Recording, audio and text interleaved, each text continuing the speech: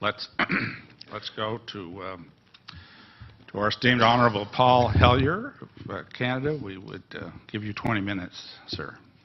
Thank you very much, Mr. Chair, and thank you for giving me this opportunity to speak. And thank you, Steve, for the invitation. My name, as I said, was Paul Hellyer. I'm a former Minister of National Defence for Canada. I served in 3 governments during a total of 23.5 years as a Member of Parliament. Although as Minister of National Defence, I had sighting reports of UFOs. I was too busy to be concerned about them at the time because I was trying to unify the Army, Navy and Air Force into a single Canadian Defence Force. And that itself was a kind of battle to the finish. So this was not high on my agenda. But about 10 years ago, I started getting interested due to a young man from Ottawa sending me material on the subject. I told him I was too busy to read it, but he had confidence that someday I would. He sent me a copy of Colonel Corso's book, The Day After Roswell. It took me a while to get around to reading it, but I took it for my summer reading in 2005 and was really impressed with what was contained in it. And what I thought to myself is there are huge issues here, huge issues. And the American people and the people of the world have a right to know what's going on because they're part of it. It's not just an isolated thing. And so after confirming the contents of the book with a retired United States Air Force general, I accepted the invitation of Victor Vigiani, who's over here somewhere, and his cohort, Mike Bird, to speak to a symposium at the University of Toronto. And I said, UFOs are as real as the airplanes flying overhead. That gave me the dubious distinction of being the first person of cabinet rank in the G8 group of countries to say so unequivocally.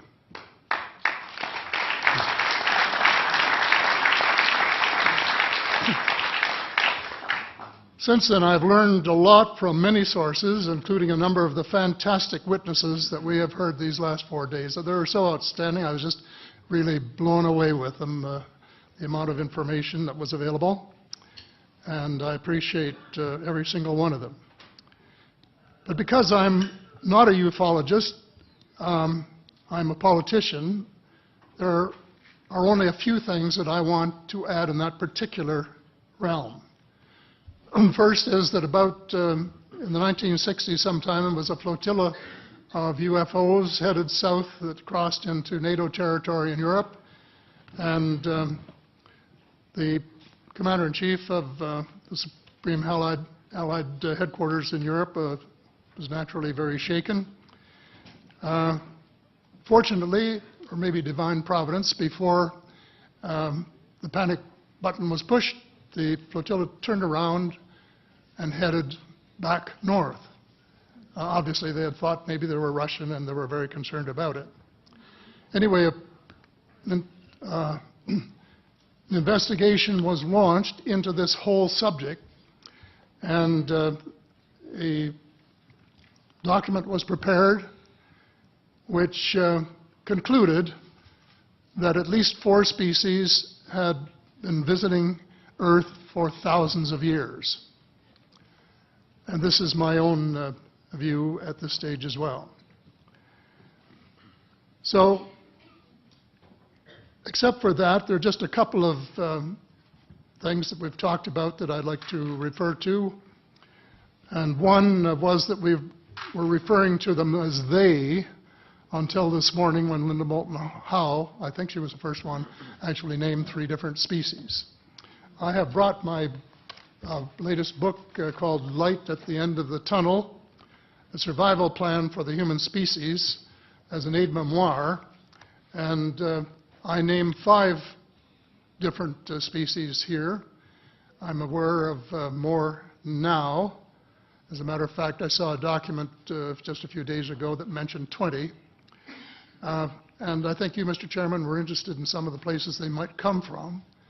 And I have in here Zeta Reticuli, R-E-T-I-C-U-L-I, Reticuli, the Pleiades, Orion, Andromeda, and the Altair star systems. So I don't think we can any more refer to them as they, because they're not an amorphous mass. They are different species and consequently may have different agendas. I don't think we can say that they all have the same agenda any more than we could say that the United States, China, and Russia had the same agenda. Our real interests may be very similar, but as of now, our perceived interests are still quite far apart. One more observation before I begin what I want to say, and that is that we spent quite a bit of time talking about the 66-year-old cadavers. And I was glad to have Linda this morning finally say that there are live ETs on Earth at this present time, and at least 2 of them probably working with the United States government. The other species that I learned about not too long ago was called the tall whites. And this is when Paula Harris broke the story just a few years ago.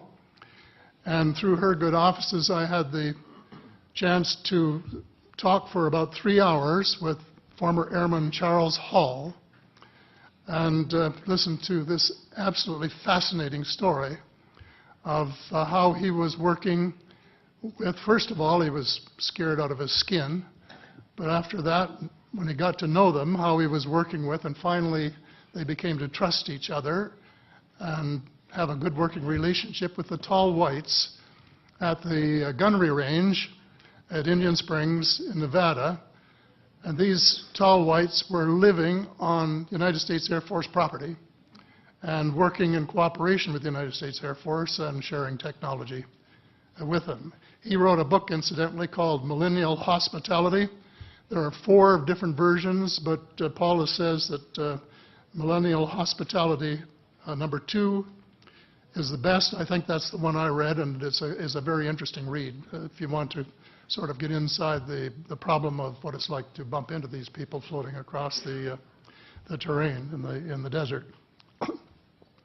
Well, enough on that for now. My interest is in full disclosure. And my only caveat is I think probably I would say 95 to 98% full disclosure. I know of 1 or 2 things that I'm not sure should be in the public domain, at least yet. They will be someday, I'm sure, but not maybe immediately. But just as children survive the idea of the tooth fairy and Santa Claus when they become adult, I think that tax-paying citizens are quite capable of accepting the new and broader reality that we live in a cosmos teeming with life of various sorts. The fact that some other civilizations are more advanced than we are may be humbling, but that could be a necessary step in our survival.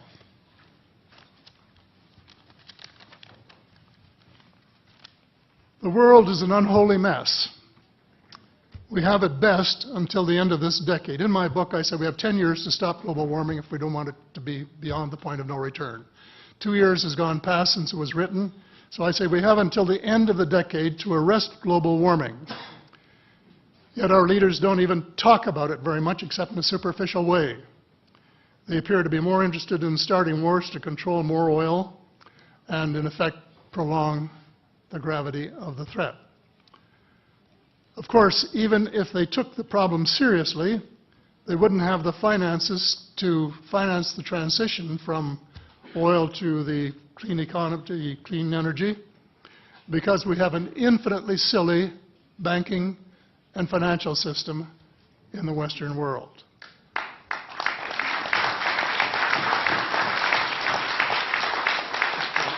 And the United States Congress, I regret to say, is partly responsible, and I'd be glad to elaborate on that later if you're interested. And finally, they need the technology for clean energy. And it exists, and it's being kept secret by the same vested interests who control our destiny. Who are these vested interests, and what are they up to? Well, Senator, you were talking about a military junta. In my opinion, that is true, but I have broadened and deepened the definition to cabal, and the cabal comprises members of the Three Sisters: the Council on Foreign Relations, the Bilderbergers, and the Trilateral Commission, the International Banking Cartel, the Oil Cartel, members of various intelligence organizations, and select members of the military junta, who together have become a shadow government of not only the United States, but of much of the Western world. The Council on Foreign Relations is the oldest of the Three Sisters, and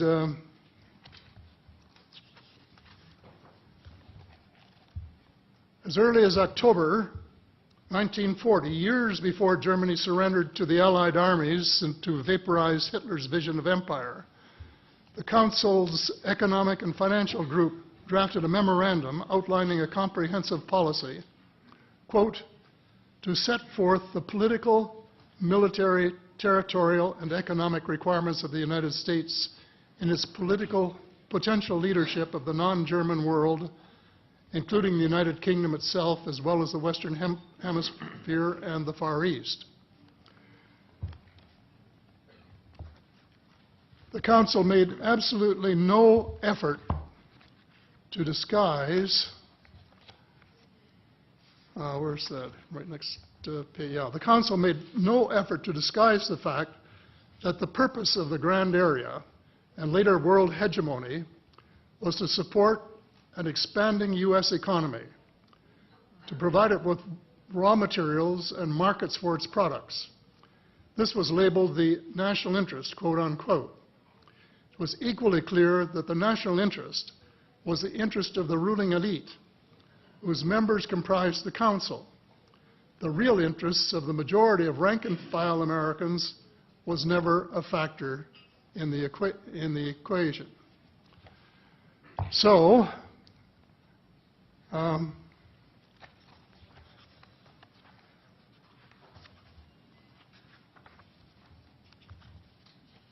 Mr. David Rockefeller, who was a member of all three of the sisters, is quoted as saying this at a meeting of the Bilderbergers in Europe.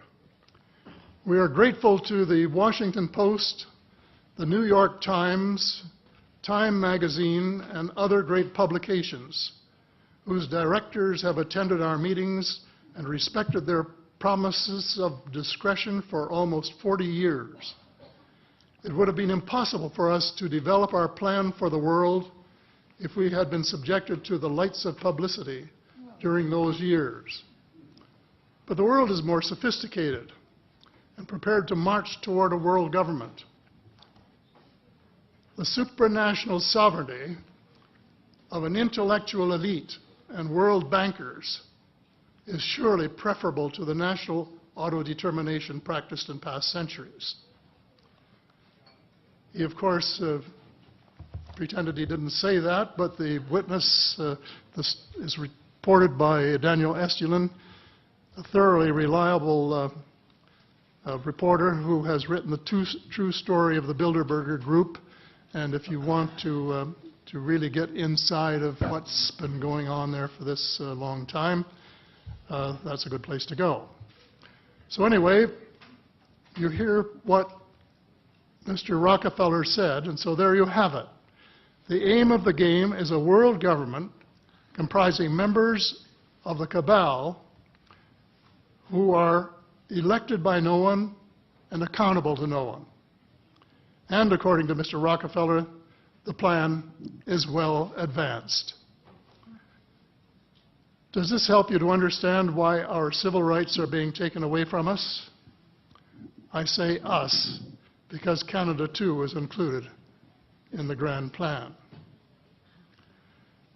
A giant leap in the wrong direction followed the end of the Cold War.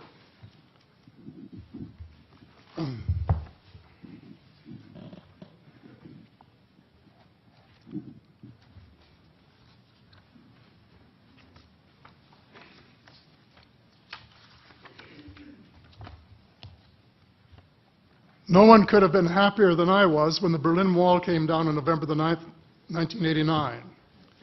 The elation on our side of the curtain was near universal, and very significant on the other side as one country after another regained its freedom. Nearly everyone believed that it was the dawn of a new era of peace and prosperity for people everywhere.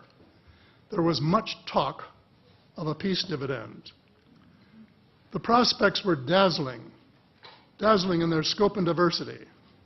It was a unique and God-given opportunity for a new, braver, and fairer world. We blew it. We blew the chance of a lifetime to do good things. A small group of zealots undermined our golden opportunity to pursue peace, not war, and little did we dream that they had a vastly different vision of the new world order. Their plan, which is now commonly known as the Project for a New American Century, included preventive wars in clear violation of international law, regime change wherever and whenever the U.S. desires, and if they can get away with it without excessive casualties, and the establishment of a kind of economic and cultural hegemony with America acting as constabulary, quote unquote. That was their word, globally. This was to be accomplished without authority of the United Nations and without the restraint of existing international treaties. It would involve a military buildup unprecedented in peacetime history and could trigger an arms race, which is precisely the opposite of the peace dividend that the world had rightly looked forward to. The Machiavellian scheme involved secret police, the curtailment of civil liberties in defiance of the U.S. Constitution, and a moribund economy operating way below its potential. Exactly those features for which the Soviet Union was held in contempt. The initial draft of the document was so controversial when it was leaked to the New York Times that it had to be rewritten, but it was not changed very much, just the cosmetics, enough to make it politically acceptable. So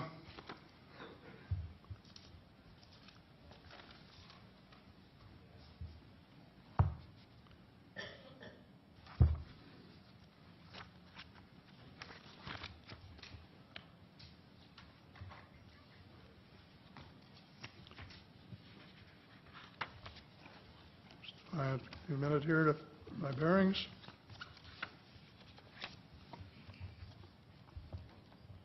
The document said this. Well, it may have been easy to persuade President Bush to abandon his stated policy of not getting America more deeply involved in international affairs, but persuading the American people would be more difficult. Sophisticated Americans would question such a giant sea change in policy. The authors of Rebuilding America's Defenses, Strategy, Forces, and Resources for a New Century recognized this difficulty from the outset because their document contained the following sentence. Further, I'm quoting, further, the process of transformation, even if it brings revolutionary changes, is likely to be a long one, absent some catastrophic and catalyzing event, like a new Pearl Harbor. Well, it wasn't too long before they got their catastrophic and catalyzing event. Terrorists struck the World Trade Center in New York and the Pentagon in Washington on September the 11th, 2011. And incidentally, they have removed the sentence about Pearl Harbor in the document that you can now get if you went to the internet to find it. Almost the whole world mourned. Canada mourned. The overwhelming majority of Muslims condemned the treacherous attacks. My sympathy for the friends and families of the injured and dead was genuine and unwavering to this day. My sympathy for the U.S. government began to grow a bit thin, however, when I heard President Bush cite the reasons for the attack. And I quote, "Why do they hate us?" he asked rhetorically in an address to the Congress. "They hate what they see right here in this chamber, democratically elected government. Their leaders are self-appointed. They hate our freedoms, our freedom of religion, our freedom of speech, our freedom to vote and assemble and disagree with each other." I felt sad when I heard the President's word. I assumed that he believed what he was saying. But if that were true, he was profoundly ignorant of the real thoughts and feelings of people in other parts of the world. If he wanted to hear the truth, he should have listened to Osama bin Laden, who was well informed concerning the origins of the kind of fanatical hatred of the United States which has led to such treachery. This is his version of events. Every Muslim must rise to defend his religion. The wind of faith is blowing, and the wind of change is blowing to remove evil from the peninsula of Muhammad. Peace be upon him. As to America, I say to you and its people a few words. I swear to God that America will not live in peace before peace reigns in Palestine and before all the army of infidels depart the land of Muhammad. Peace be upon him. That is clear enough. The dislike of America has nothing to do with democracy versus dictatorship, or wealth, or freedom of religion, or freedom of assembly. It is directly related to American foot-dragging and stick-handling a just settlement of the Palestinian question. Mr. Hellyer, I'd hate to interrupt. Time has expired, but I'm very happy if the panel has no objection to allow another minute or two to finish your statement. How much time do you think you need to finish it? I think probably somewhere between 1 and 5 minutes, most. I think we'll give you 2 minutes to finish your statement, as much as I'd like to grant more. Thank you. Okay. In short, American foreign policy was the root of the conflict. So here we are more than a decade later fighting another war that can't be won. There is no country on earth powerful enough to protect its citizens against fanatical hate, as we learned from the Boston Marathon. And the mere attempt to pursue the impossible pits neighbor against neighbor and the state power structure against everyone. All of the freedoms won by the millions of men and women who fought and died in World War II are being flushed unceremoniously down the drain. The only hope of peace is a negotiated settlement. This will require a paradigm shift in American attitudes. It involves a de facto renunciation of the plan for a new American energy and the adoption of a pledge of cooperation with all humankind to build the kind of world which we are collectively capable of. Young people everywhere need to be challenged by a noble cause. They need to be involved in arresting global warming, creating a banking system that is just and sustainable, and lead the way in the transformation to the new reality that we have to live in harmony with our celestial neighbors, as well as seeking peace on earth. In a word, we have to become spiritual beings and practice the one tenet that the world's major religions have in common, and that is the Golden Rule. In this field, too, and I just want to read one paragraph at this time, if you'll allow me, Mr. Chair. Well, we will allow that, but there's only about 30 seconds, so I hope you can conclude it with that statement. Fast. Thank you. This is from the late Dr. John Mack, an American secular Jewish psychiatrist who became a world leader in interviewing abductees, or experiencers, as he called them, came to this conclusion in a startling book, Passport to the Cosmos. Quote, although the aliens are not themselves gods, their behavior is sometimes anything but godlike. Abductees consistently report that the beings seem closer to the Godhead than we are, acting as messengers, guardian spirits, or angels, intermediaries between us and the divine source. Thank you. Thank you very much.